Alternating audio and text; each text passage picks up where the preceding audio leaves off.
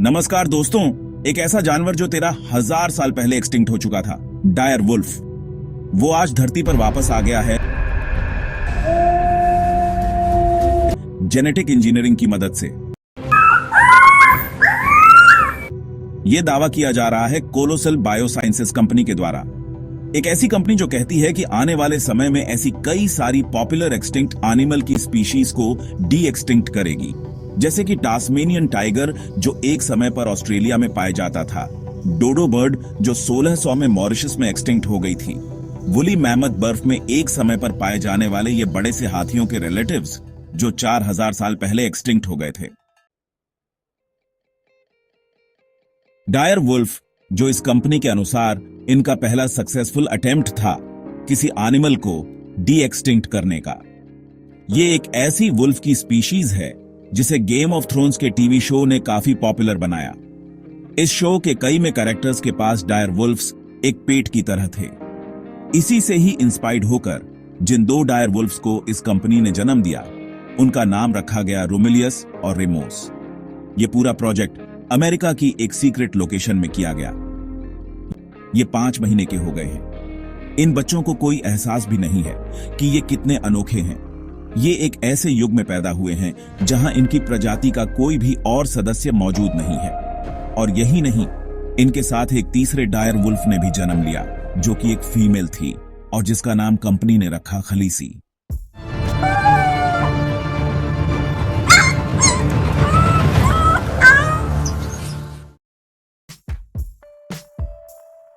पहली नजर पर देखने में सब कुछ बहुत ही अद्भुत लगता है, लेकिन कई लोगों ने यहां पर सवाल उठाए, इस कंपनी के दावे को झूठा बताया है। बहुत से एक्सपर्ट्स जिनका कहना है कि यहां पर डायर वुल्फ को वापस नहीं लाया गया है, बल्कि एक आम वुल्फ का जेनेटिकली इंजीनियर्ड वर्जन बनाया गया है। आखिर ये सब किया कैसे गया, आए समझते हैं इस पूरे मुद्दे को गहराई से आज के इस वीडियो में। साल 1854 की बात है। अमेरिका में ओहायो नदी के पास सबसे पहली बार इंसानों को डायर वुल्फ के फॉसिल्स मिले थे। 1858 में अमेरिकन साइंटिस्ट जोसेफ लेडी ने कहा कि इस जानवर को कैनिस वंश में डालना चाहिए, और यहीं से ही इसे साइंटिफिक नाम दिया गया कैनिस डायरस। इसका मतलब होता है एक डरावना कुत्ता। कैनिस जेनस में वो सारे जीव आते हैं जो कुत्ते जैसे होते हैं, जैसे कि कुत्ते, भेड़िए या सियार। फिर साल 1918 में एक साइंटिस्ट जॉन मेरियम लॉस एंजलिस के टारपिट्स में डायर वुल्फ के फॉसिल्स को स्टडी कर रहे थे, और उन्होंने कहा कि यह जानवर बहुत ही अलग है, इसे कैनिस वंश में नहीं डालना चाहिए, इसके लिए एक अलग वंश होना चाहिए। लेकिन उस वक्त उनकी बात को गलत मानकर इग्नोर कर दिया गया। इसके बाद अगले 100 सालों तक लोग यही मानते रहे कि डायर वुल्फ ग्रे वुल्फ्स और मॉडर्न भेड़ियों के क्लोज रिलेटिव थे। लेकिन 2021 में नेचर जर्नल में एक स्टडी पब्लिश होती है जो डायर वुल्फ्स को लेकर इंसानों की समझ पूरी तरीके से बदल देती है। फॉसिल्स को डिटेल में स्टडी करने से पता चला कि डायर वुल्फ मॉडर्न भेड़ियों से बहुत अलग है। लगभग 57 लाख साल पहले ही ये बाकी वुल्फ की स्पीशीज से अलग हो गया। इसी स्टडी में यह भी पता चला कि डायर वुल्फ्स लंबे समय तक नॉर्थ अमेरिका में ग्रे वुल्फ्स और कोयोटीज के साथ रहते थे, लेकिन इनके बीच में कोई इंटरब्रीडिंग नहीं देखने को मिलती थी, कोई जीन्स मिक्स नहीं हुए इनके। और फिर करीब 13,000 साल पहले सभी डायर वुल्फ्स धरती से एक्सटिंक्ट हो गए, लेकिन ग्रे वुल्फ्स बचे रहे। क्या कारण था इसके पीछे?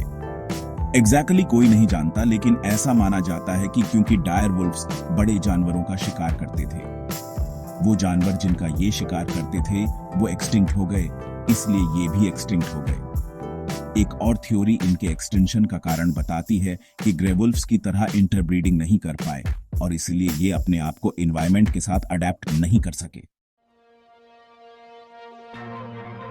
अगर मॉडर्न भेड़ियों से कंपेयर करोगे तो डायर वुल्फ्स का साइज करीब 25% बड़ा होता है। गेम ऑफ थ्रोन्स में डायर वुल्फ्स को बहुत ही बड़ा दिखा रखा है, इन्हें एक शेर जितना बड़ा दिखा रखा है, लेकिन असली में ये इतने बड़े नहीं होते थे। हालांकि ये जरूर है कि इनका सिर बाकी भेड़ियों से लंबा और चौड़ा होता था, और जबड़े की मसल्स बहुत ज्यादा पावरफुल होती थी। इनके शरीर पर हल्के हल्के लगभग सफेद बाल होते थे, और मॉडर्न भेड़ियों की तरह ये भी झुंड में रहते थे, जिससे बाकी जानवरों का शिकार करना आसान होता था। अब सवाल आता है डी एक्सटिंक्शन का। आखिर इस कंपनी ने एक डायर वुल्फ को डी एक्सटिंक्ट कैसे किया? डी एक्सटिंक्शन का मतलब होता है एक्सटिंक्शन का उल्टा। एक्सटिंक्शन से किसी चीज को वापस लाना। मुख्य रूप से देखा जाए तो यह 3 तरीकों से किया जा सकता है। पहला तरीका है बैक ब्रीडिंग। इसमें किसी एक्सटिंक्ट प्रजाति के जीवित रिश्तेदारों में से एक ऐसे जानवर को चुना जाता है जिसमें उन पुरानी प्रजाति के कुछ गुण अभी भी मौजूद हो। फिर उनकी आपस में ब्रीडिंग कराकर धीरे धीरे उन पुरानी कैरेक्टरिस्टिक्स को एक ही जानवर में लाने की कोशिश की जाती है। इसका एक रियल लाइफ एग्जाम्पल है क्वागा प्रोजेक्ट। इस फोटो को देखिए, ये जो जानवर है इसका नाम है क्वागा। आगे से ये बिल्कुल जीब्रा जैसा दिखता है, लेकिन पीछे से इसकी स्ट्राइप्स खत्म हो जाती है और बिल्कुल घोड़े जैसा लगता है। ये साउथ अफ्रीका में पाया जाने वाला एक जानवर था जो साल 1883 में एक्सटिंक्ट हो गया हंटिंग की वजह से। लोगों ने इसकी हंटिंग करके इसे पूरी तरीके से खत्म कर दिया था। ये जो फोटो आपने स्क्रीन पर देखी है, ये टिल डेट इकलौती फोटो है जो आज तक हिस्ट्री में क्वागा की ली गई है। उसके एक्सटिंक्ट होने से पहले ली गई थी, लेकिन फिर 1987 में कुछ साइंटिस्ट ने मिलकर क्वागा प्रोजेक्ट शुरू किया, इसे डी एक्सटिंक्ट करने के लिए। यहां इन्होंने ऐसे जीब्रास को ढूंढा जिनकी बॉडीज पर कम स्ट्राइप्स मौजूद थी, स्पेशली बैक वाले पार्ट में कम मौजूद थी, और फिर चुन चुनकर सिलेक्टिव ब्रीडिंग करनी शुरू करें। हर पीढ़ी में जो बच्चे पैदा होते हैं उन्हें कम स्ट्राइप वाले जीब्रास के साथ ब्रीड कराया जाता है, और उनके जो बच्चे पैदा होते हैं उनमें से भी सबसे कम स्ट्राइप वाले चुने जाते हैं। ऐसा करके 20 सालों और 3 पीढ़ियों बाद ऐसे जीब्रास पैदा होने लगे जो बिल्कुल क्वागास जैसे दिखते थे। आज के दिन क्वागा प्रोजेक्ट का क्या स्टेटस है आप इनकी वेबसाइट पर देख सकते हैं। 1987 में ली गई ये पहली पीढ़ी की फोटो है जिस जीब्रा पर बस थोड़े से कम स्ट्राइप्स थे, और 2022 में ये वाली फोटो जिसमें ये जीब्रा ऑलमोस्ट एक क्वागा जैसा ही लग रहा है। इसी प्रोसेस को बैक ब्रीडिंग कहा जाता है, लेकिन एक सवाल यहां पर उठता है, क्या दिखने में क्वागा जैसा होना एक जानवर को सही में क्वागा बना देता है? असली क्वागा में ऐसे भी कुछ ट्रेट्स हुए होंगे जिनके बारे में हम नहीं जानते हैं, और यही एक डिसएडवांटेज है बैक ब्रीडिंग का। दिखने में ये जानवर शायद पुराना जैसा हो जाए, लेकिन ये जरूरी नहीं कि उसकी जीन्स बिल्कुल वैसे ही हों जैसे उस एक्सटिंक्ट प्रजाति की थी। दूसरी डी एक्सटिंक्शन की टेक्निक आती है यहां पर क्लोनिंग। क्लोनिंग के जरिए किसी जानवर की बिल्कुल सटीक जेनेटिक कॉपी बनाई जा सकती है, लेकिन ऐसा करने के लिए एक एक्सटिंक्ट प्रजाति का एक सुरक्षित रखा गया सेल होना जरूरी होता है, क्योंकि यहां किया क्या जाता है, इस सेल के न्यूक्लियस को निकालकर किसी करीबी जीवित प्रजाति के एग्स में डाल दिया जाता है। सुनने में ये चीज करनी बड़ी मुश्किल लगती है, और है भी। इसलिए साल 1996 में ही पहली बार था कि एक जानवर को क्लोन किया गया था। डॉली द शीप याद होगा, स्कूल की किताबों में पढ़ा होगा। Her name is Dolly. 7 months old, she may not be the monster imagined in a science fiction fantasy, yet the cuddly Finn Dorset lamb may represent a major landmark in the history of genetic engineering. लेकिन D extinction के लिए cloning का इस्तेमाल पहली बार किया गया साल 2000 में। बोकार्डो नाम की एक स्पेनिश बकरी की प्रजाति थी जो बहुत ही एंडेंजर्ड थी। 6 जनवरी साल 2000 इस स्पीशीज की आखिरी बकरी की मौत हो जाती है और ये जानवर एक्सटिंक्ट हो जाता है। लेकिन इसके मरने से करीब 1 साल पहले ही साइंटिस्ट ने इसके सेल के सैंपल्स ले लिए थे। इन सेल के सैंपल्स को जाकर कोल्ड स्टोरेज में सेफ तरीके से रख रखा था, इसलिए ये यहां पर क्लोनिंग अटेम्प्ट कर पाए।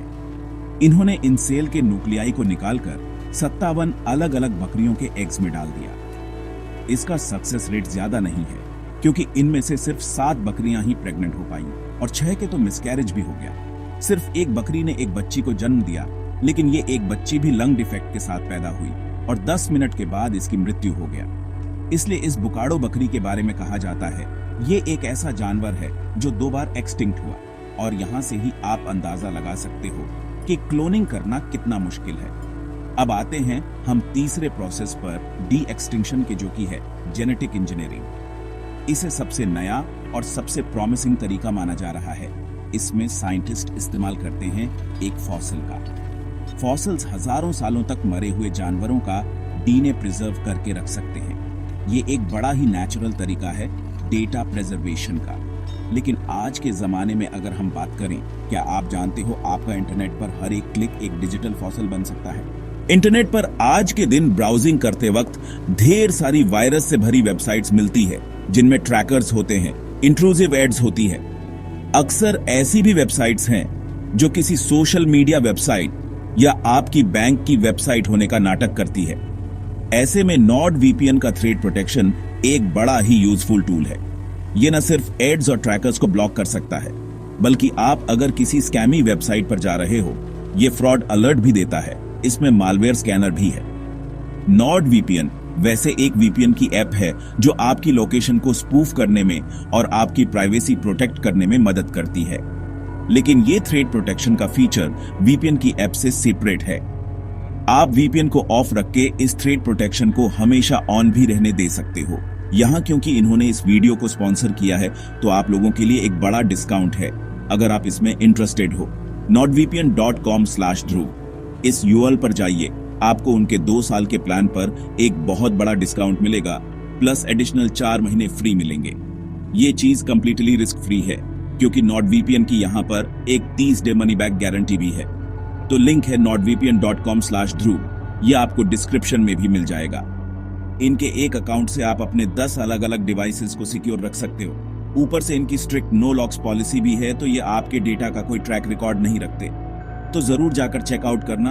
अब हम अपने टॉपिक पर वापस आते हैं और डी एक्सटेंशन का ये जो तीसरा प्रोसेस है इसे समझते हैं। इसमें साइंटिस्ट एक एक्सटेंट प्रजाति के DNA को मरे हुए जानवरों के फॉसिल से निकालते हैं और स्टडी करते हैं। यह पता लगाते हैं कि एग्जैक्टली कौन सी जीन्स थी उस एक्सटेंट एनिमल में, और फिर उन जीन्स को कंपेयर करते हैं उसके सबसे करीबी जीवित रिश्तेदारों से। इसके बाद यह DNA एडिटिंग का इस्तेमाल करके उस जीवित रिश्तेदार के सेल्स में उन जीन्स को बदलते हैं और वैसा बना देते हैं जैसा उस एक्सटेंट प्रजाति में जीन्स थी। ये जो बदले हुए सेल्स हैं, आगे का प्रोसेस वही किया जाता है जो क्लोनिंग में किया जाता है। इन्हें एक जिंदा जानवर में डाला जाता है जिससे उस जिंदा जानवर का नए सेल्स और नए जीन्स के साथ एक बच्चा पैदा होता है। इस प्रोसेस में 2 सबसे बड़े चैलेंजेस हैं। पहला यह कि जो एक्सटेंट एनिमल है उसका पूरा और सही DNA हासिल करना बड़ा ही मुश्किल है। हजारों साल पुराने फॉसिल्स जब मिट्टी में मिलते हैं तो बहुत ही टूटे फूटे होकर मिलते हैं। उनमें जो DNA मौजूद होता है वो भी बहुत ही टूटे फूटे मौजूद होता है। और दूसरा चैलेंज यहाँ पर यह है कि जब DNA एडिटिंग करी जाती है, लाखों की संख्या में DNA को बदलना यह भी कोई आसान चीज नहीं है। 2021 की बात है। अमेरिका में एक बिलियनर बेन लैम और जेनेटिक्स के एक रिनाउंड साइंटिस्ट जॉर्ज चर्च ने साथ में मिलकर एक कंपनी शुरू करी जिसका नाम था कोलोजल बायोसाइंसेस। इस कंपनी का एक ही मकसद था, डी एक्सटेंशन, और इनका फ्लैगशिप प्रोजेक्ट है वूली मैमथ को वापस लाना जो 4000 सालों से एक्सटिंक्ट है। Waiting for the right moment. इसकी बात मैंने वीडियो के शुरू में की थी। इसके अलावा यह टास्मेनियन टाइगर और डोडो बर्ड को भी वापस लाना चाहते हैं। लेकिन इन तीनों जानवरों में बड़े चैलेंजेस हैं। वूली मैमथ का सबसे करीबी जीवित रिश्तेदार है एशियन एलिफेंट, लेकिन एशियन एलिफेंट में प्रेगनेंसी का टाइम 22 महीने लंबा होता है, जो किसी भी मैमल में सबसे ज्यादा है। टास्मेनियन टाइगर की एक खास बात यह थी कि वो एक मार्सूपियल था। कैंगरूज की तरह उनमें पाउचेस होते थे, तो उनका बच्चा पैदा करने के लिए एक आर्टिफिशियल वूम बनाने की जरूरत पड़ेगी जो बहुत मुश्किल हो सकता है। और डोडो बर्ड में मुश्किल बात यह आती है कि वो अंडे देती थी बाकी और चिड़ियों की तरह। इन अंडों की वजह से जीन्स को मैनिपुलेट करना मुश्किल है। तो 2023 में इस कंपनी की एक मीटिंग हुई जहां पर सभी लोग एक कमरे में मौजूद थे और डिस्कस कर रहे थे कि कौन सा जानवर सही रहेगा सबसे पहले ये डी एक्सटेंशन का प्रोसेस टेस्ट करने के लिए। और यहीं पर डायर वुल्फ का नाम सामने आया। किसी और भेड़ बकरी चूहे जैसे जानवर के कंपैरिजन में डायर वुल्फ एक ऐसी स्पीशीज है जो पॉप कल्चर में काफी फेमस है। गेम ऑफ थ्रोन्स के अलावा वर्ल्ड ऑफ वॉरक्राफ्ट के वीडियो गेम्स में, डंजन्स और ड्रैगन्स के वीडियो गेम्स में भी इसका मेंशन है। इसलिए इन्होंने इस जानवर को चुना ये सोचकर कि डायर वुल्फ को चुनने से पब्लिसिटी और ज्यादा मिलेगी। 2023 की गर्मियों में कोलोजल बायोसाइंसेस की टीम ने डायर वुल्फ प्रोजेक्ट पर काम करना शुरू किया। पहली समस्या थी हाई क्वालिटी डीएनए मिलना डायर वुल्फ का। इसके लिए दो सबसे प्रॉमिसिंग सैंपल्स ढूंढे गए। एक फॉसल जो ओहायो की शेरिडन केव में मिला, डायर वुल्फ का एक दांत का टुकड़ा जो 13,000 साल पुराना था, और दूसरा फॉसल इडाहो में है अमेरिकन फॉल्स रिजर्वायर में मिला एक खोपड़ी 70,000 साल पुरानी डायर वुल्फ की खोपड़ी। इन दो फॉसल से इन्होंने जीन सीक्वेंसिंग करनी शुरू करी। इन्होंने कहा कि इन दोनों सैंपल्स में इतना डेटा मिला, इन्हें जो पुराने डेटा से 500 गुना ज्यादा था। ऐसा नहीं कि इन्हें पूरी जीनोम मिल गई हो डायर वुल्फ की, इन्हें कुछ हिस्से मिले हैं उसके डीएनए के। एग्जैक्टली कितना % डीएनए ये इकट्ठा कर पाए उन फॉसिल्स से ये इन्होंने पब्लिकली रिवील नहीं किया। अगली स्टेप थी डायर वुल्फ का जो डीएनए इन्हें मिला उसे ग्रे वुल्फ के डीएनए से कंपेयर करना। इस कंपनी के अनुसार ग्रे वुल्फ डायर वुल्फ का सबसे करीबी जीवित रिश्तेदार है। इन दोनों जानवरों के डीएनए एक दूसरे से 99.5% मिलते हैं। इससे काम काफी आसान हो जाता है, क्योंकि अगर कोई जीन ग्रे वुल्फ में कोई एक काम करती है तो वही जीन एक्सपेक्टेड है कि डायर वुल्फ के डीएनए में भी वैसा ही काम करेगी। तीसरी स्टेप आती है एग्जैक्टली ये डिसाइड करना कि ग्रे वुल्फ के डीएनए में एग्जैक्टली कौन सी जीनस बदली जाएंगी जिससे कि वो डायर वुल्फ जैसा बन जाए। इन्होंने 14 जीनस चुनी बदलने के लिए, और ये जीनस वो थी जो बार बार के फीचर्स पर फोकस करती थी, जैसे कि साइज कितना बड़ा होगा एक वुल्फ का, उसका सिर कितना बड़ा होगा, उसका फर्स किस कलर का होगा, कितना फ्लफी होगा। चौथा, फिर इन्होंने जीन एडिटिंग का इस्तेमाल किया ग्रे वुल्फ के जीनस में ये चेंजेस लाने के लिए, और यहां पर जो एग्जैक्ट टेक्नोलॉजी इस्तेमाल की गई उसे कहा जाता है CRISPR-Cas9 टेक्नोलॉजी। ये क्रिस्पर जीन एडिटिंग एग्जैक्टली काम कैसे करती है, ये अपने आप में एक बड़ा कॉम्प्लेक्स टॉपिक है, इस पर एक अलग से वीडियो बनाया जा सकता है। इस प्रोसेस को जेनेटिक सीजर्स भी कहा जाता है, क्योंकि एक तरीके से ये कैंची का काम कर रही है। और ये जो CRISPR-Cas9 की टेक्नोलॉजी है, इसके लिए साल 2020 में फ्रेंच साइंटिस्ट इमैनुअल चार्पेंटियर और अमेरिकन साइंटिस्ट जेनिफर डॉडना को केमिस्ट्री का नोबेल प्राइज भी दिया गया था। तो इस कंपनी ने इस जीन एडिटिंग के जरिए ग्रे वुल्फ के सेल्स के 14 जीनस में 20 बदलाव किए और हजारों मॉडिफाइड सेल्स को लैब में ग्रो किया। फिर मिड 2024 में अगली स्टेप करी गई है। जो एडिटेड जीनोम वाले सेल्स थे, इनसे सेल के न्यूक्लियाई को निकाला गया, और दूसरी तरफ इन्होंने कुत्ते के एग सेल्स लिए और उन एग सेल्स से भी न्यूक्लियाई को हटा दिया गया। ये वाला न्यूक्लियाई उनके एग सेल में डाला और 45 एम्ब्रियोज को 2 कुत्तों के अंदर प्लांट कर दिया। इनमें से सिर्फ 2 एम्ब्रियोज डेवलप हुए। फिर आता है 1 अक्टूबर 2024 और इन प्रेग्नेंट कुत्तों पर सी सेक्शन किया जाता है, जिससे छोटे छोटे पपीज का जन्म होता है। पहले ये नेचुरल बर्थ करना चाहते थे, लेकिन चिंता ये थी कि डायर वुल्फ का साइज बहुत बड़ा होता है, बच्चे बहुत बड़े पैदा हो सकते हैं और ये प्रेग्नेंट कुत्ते के लिए ठीक नहीं होगा। तो इसी दिन 2 डायर वुल्फ पैदा हुए, जिनका नाम रखा गया रोमिलुस और रेमुस।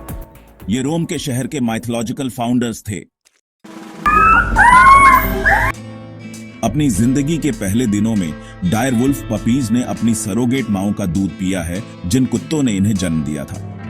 लेकिन इनकी मेटाबॉलिक नीड्स को पूरा करने के लिए ये दूध काफी नहीं था। बाद में इन्हें जल्द ही बॉटल से भी दूध पिलाया गया। अब टेक्निकली देखा जाए तो ये 2 डायर वुल्फ के बच्चे जो पैदा हुए, ये दोनों क्लोन्स हैं एक दूसरे के, क्योंकि एग्जैक्टली सेम डीएनए इनके सेल्स में मौजूद है। लेकिन यहाँ पर इंटरेस्टिंग चीज ये है कि जुड़वा होने के बावजूद भी पैदा होते ही ये अलग अलग तरीके से बिहेव कर रहे थे। रेमुस जो है वो ज्यादा बहादुर था, रोमिलुस थोड़ा शाय था। ये कोई हैरानी की बात नहीं है। लोग जब क्लोन शब्द को सुनते हैं तो वो इमेजिन करते हैं कि एग्जैक्टली 2 इंसान होंगे जो बिल्कुल ही एक जैसे दिखते होंगे, एक जैसा बिहेव करते होंगे। लेकिन असलियत में ऐसा होता नहीं है। इवन अगर आपका पूरा का पूरा डीएनए सेम है, आपका बिहेवियर अलग अलग हो सकता है, आपकी पर्सनालिटी अलग अलग हो सकती है, क्योंकि बहुत कुछ एनवायरनमेंट पर निर्भर करता है, जिस एनवायरनमेंट में आप बड़े हुए हो। इसके अलावा सेम जीनस भी अलग अलग तरीके से उभर कर आ सकती है, अलग अलग ट्रेट्स रिफ्लेक्ट कर सकती है। कौन सी जीन टर्न ऑन हो रही है, कौन सी जीन टर्न ऑफ हो रही है, इसे पहले से प्रेडिक्ट कर पाना नेक्स्ट टू इम्पॉसिबल है। और यही चीज एक्सटिंक्ट जानवरों के लिए भी कही जाती है। कोई जानवर कैसा बनकर निकलता है, ये सिर्फ उसके डीएनए पर डिपेंड नहीं करता, बल्कि उसके पालने वाली मां पर भी डिपेंड करता है, आसपास के वातावरण पर भी डिपेंड करता है, उसका खाना पानी कैसा है, उसके शरीर में रहने वाले माइक्रोब्स किस तरीके से हैं। बहुत सारे फैक्टर्स हैं यहां पर जो एक इंडिविजुअल ऑर्गेनिज्म को एक ऑर्गेनिज्म बनाते हैं। लेकिन एनीवेयर्स अपनी कहानी पर वापस आएं तो 30 जनवरी 2025 को खलीसी का जन्म होता है, एक फीमेल डायर वुल्फ। इस कंपनी के मालिक बैन लाम का कहना है कि इन तीनों को ही ब्रीड करने की अनुमति नहीं दी जाएगी। इनकी कंपनी जेनेटिक इंजीनियरिंग से केवल 3 से 5 और ऐसे जानवर बनाएगी। उन्हें उनके प्रिजर्व में रखा जाएगा जिसकी सुरक्षा 10 फुट ऊंची सिक्योरिटी फेंस और ड्रोन सर्विलेंस से की जाएगी, और इनसे मिलने का सिर्फ कभी कभार आने वाले बिलियनर्स को ही मौका मिलेगा। तो यहां एक दफा के लिए अब आप इन डायर वुल्फ्स के पर्सपेक्टिव से सोचो। यह अब ऐसी उम्र में है जब इनके माता पिता आमतौर पर इन्हें शिकार करना सिखाते हैं, लेकिन जाहिर सी बात है इनके माता पिता है ही नहीं और इन्होंने कभी दूसरे भेड़िए देखे भी नहीं हैं। इनकी पूरी जिंदगी अब एक हाईली कंट्रोल्ड एनवायरनमेंट में बीतेगी जो बहुत ही अलग होगी। अगर आप उस एक्सटिंक्ट जानवर से कंपेयर करो जो डायर वुल्फ थी, 10 से 20 साल बाद जाकर जब इन भेड़ियों की मौत होती है तो हो सकता है बुकार्डो की तरह ही यह दूसरी प्रजाति बन जाए, दूसरी बार एक्सटिंक्ट होने वाली। तो साइंटिफिकली देखा जाए यह एक बड़ी अचीवमेंट जरूर है, लेकिन जो क्रिटिसिज्म किया जा रहा है लोगों के द्वारा वो भी जायज है, क्योंकि डी एक्सटिंक्शन का असली मतलब किसी जानवर को सिर्फ दोबारा से जिंदा करना नहीं होता। शोपीस के तौर पर उसके साथ फोटो खिंचवाने के लिए, एंटरटेनमेंट के लिए इसका मतलब होता है उसे दोबारा से हमारी धरती पर इकोलॉजी में जगह देना, उसे वही इकोलॉजिकल रोल दोबारा देना जो वो एक समय पर निभाया करता था, जैसे कि वूली मैमथ साइबेरिया की घास के मैदानों को बनाए रखने में मदद करते थे। उस पूरे इकोसिस्टम का उस वक्त वो एक बहुत ही महत्वपूर्ण हिस्सा था।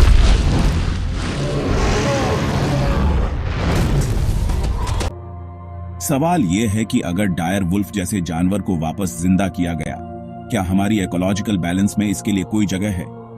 जो लोग इसके सपोर्ट में हैं वो कहते हैं कि ये एक बड़ा शिकारी जानवर था और आज के दिन शिकारी जानवरों की काफी कमी है, तो डायर वुल्फ को वापस लाकर हमारे जंगलों में छोड़ने से बैलेंस वापस रिस्टोर हो जाएगा, स्पेशली अमेरिका में जहां ये रहा करता था।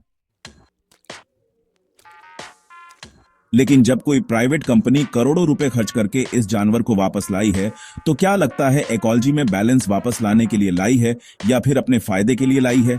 ज्यादा पॉसिबिलिटी ये लगती है कि इसे एक झूमे शोपीस की तरह रखा जाएगा जहां पर लोगों के लिए ये एंटरटेनमेंट का जरिया बनेगी। सवाल यहां पर यह भी है कि डायर वुल्फ एक ऐसा जानवर है जो नेचुरली एक्सटिंक्ट हुआ है, जिसमें इंसानों का इतना बड़ा रोल नहीं था।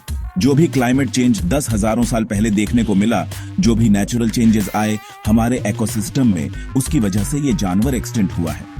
तो क्या आज के इकोसिस्टम में सही मायनों में इसके लिए कोई जगह भी है? जिन जानवरों का शिकार डायर वुल्फ किया करते थे, वो जानवर खुद एक्सटिंक्ट हो चुके हैं। अगर आज इन्हें वापस जंगलों में छोड़ा गया तो ये उन जानवरों का शिकार करेंगे जिनका शिकार ग्रे वुल्फ और बाकी भेड़िए करते हैं। फूड सोर्स के लिए इन दोनों भेड़ियों के बीच में कंपटीशन देखने को मिलेगा और हो सकता है वही चीज दोबारा हो जो 13,000 साल पहले हुई थी, डायर वुल्फ का एक्सटिंक्शन। और ये सब तुम्हें ये एस्यूम करके कह रहा हूं कि ये एक्चुअली में एक डायर वुल्फ है, लेकिन क्या एक्चुअली में ये डायर वुल्फ है भी? इसका जवाब है शायद नहीं। ये एक जेनेटिकली इंजीनियर्ड वर्जन है ग्रे वुल्फ का, एक ऐसा ग्रे वुल्फ जिसमें कुछ 14 जीनस को बदला गया है। लेकिन जीनस कितनी सारी होती हैं एक जीनोम में? ये नंबर मिलियंस में होता है। यहाँ पर 0.0001% जीनस भी चेंज नहीं करी गई है। अगर एक ग्रे वुल्फ और डायर वुल्फ के डीएनए में 99.5% का मैच होता है, तो ये जो नया डायर वुल्फ बनाया गया है, इसका मैच भी 99.5% का ही रहेगा इस पुरानी एक्सटिंक्ट डायर वुल्फ की स्पीशीज से कंपेयर करोगे तो। क्योंकि सीधी सी बात है, अगर हमें बिल्कुल वैसा ही जानवर वापस लाना है जो एक्सटिंक्ट हो चुका है, तो हमें उसका पूरा जीनोम जानना होगा और हजारों जीन्स में बदलाव करने होंगे, चेंजेस करने पड़ेंगे। क्योंकि जरा सोचो, चिंपैंजी और इंसान का डीएनए 98.8% तक सेम होता है। अब अगर कोई साइंटिस्ट कहे कि हमने चिंपैंजी के डीएनए में 14 बदलाव किए हैं जिससे वो दिखने में इंसान जैसा हो गया है, तो क्या वो सच में इंसान बन जाएगा? बिल्कुल नहीं। असल जरूरत इस बात की है कि इन मॉडर्न टेक्नोलॉजीज और रिसोर्सेज का इस्तेमाल उन स्पीसीज को बचाने के लिए किया जाए जो आज भी जिंदा हैं, लेकिन एंडेंजर्ड हैं। हमें उन स्पीसीज पर ध्यान देना चाहिए जिन्होंने आज के इकोसिस्टम में अपनी जगह बनाई है, जैसे कि रेयर नॉर्दर्न व्हाइट राइनो।